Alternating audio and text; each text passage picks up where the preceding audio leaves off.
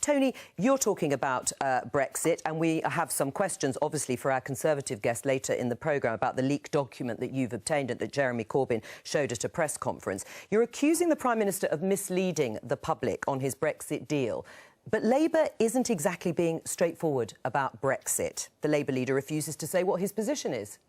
Well, that's not lacking in straightforwardness. Jeremy Corbyn's made it absolutely clear that when we get to the point of the referendum result, he will implement the result of that referendum as an honest broker. I think that is very, very clear.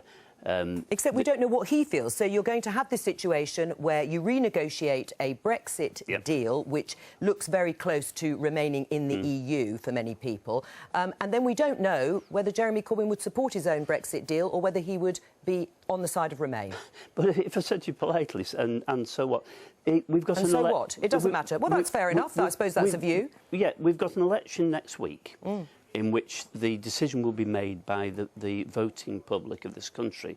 We'll have a referendum where the decision will be made by the voting public of this country. Jeremy Corbyn is one person within that, so will... But he's the leader of the party, Tony Lloyd. He's not just one person. Your shadow Brexit secretary, Keir Starmer, said today that Leave voters have got to trust him to negotiate a Brexit deal, which he'll then campaign against.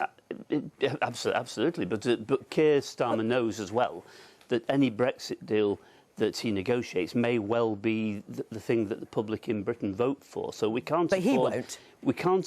That doesn't matter again, because we can't afford for Keir Starmer or a Labour government to negotiate a Brexit deal that the public decides they want, which turns out to be bad for the United Kingdom. So Keir will negotiate a good deal within this, the best possible Brexit deal, and that will be then set in contract. Well, as you say, the voters will judge whether it's good. Because how do you assure Leave voters, and there are lots of them you need to convince in this election, that you're going to offer a genuine Brexit on the ballot paper? Your proposal is to remain in the customs union and maintain freedom of movement. That's not going to look like Brexit to many Leave voters. Well, it will be Brexit. We will have left the institutions of the European Union. Right. It's very similar, in actual fact, to the kinds of things that Nigel Farage and UKIP were arguing for, that the Brexit supporting Conservatives were arguing for during the referendum campaign. So let's be absolutely clear on this. This is no sleight of hand by Labour. It's consistent with what those campaigning for Brexit told the nation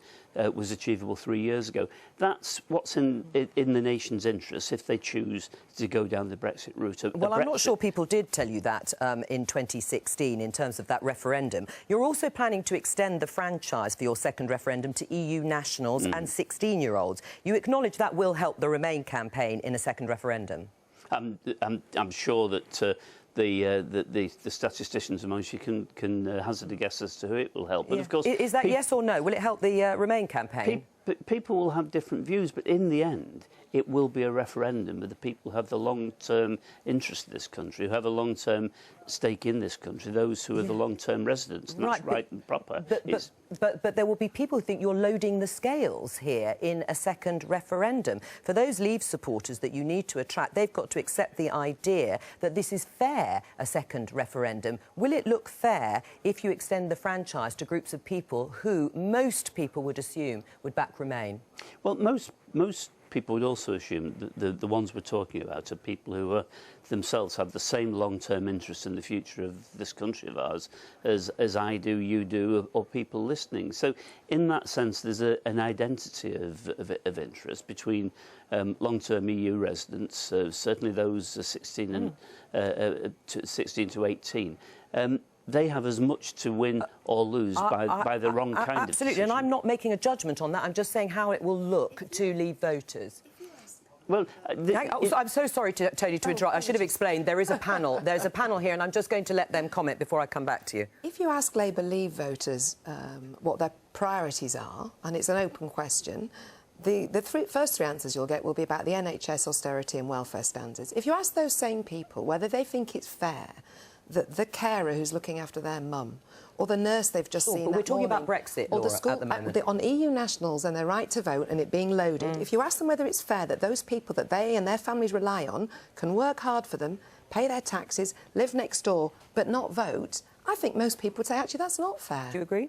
No, I think as well, I suspect as the only Brexiteer on this panel, I think it would look like gerrymandering pure and simple to be having a huge shake-up of the democratic process, so that large groups of voters who've never before taken part in democratic decisions in this country would be brought in the final hour. And there may well be good arguments for bringing them in, but to be bringing them in on what is a second referendum at this stage without the usual debate that you would have about whether young 16-year-olds should vote or EU nationals, that will cause great harm to the democratic process. And I really think that the Labour Party are taking us for fools if they think that people are just going to go along with what is a very obvious act of gerrymandering. I know you're in favour of a second referendum, but what do you think about what Madeline has called, looks like gerrymandering and changing the electorate for a second referendum?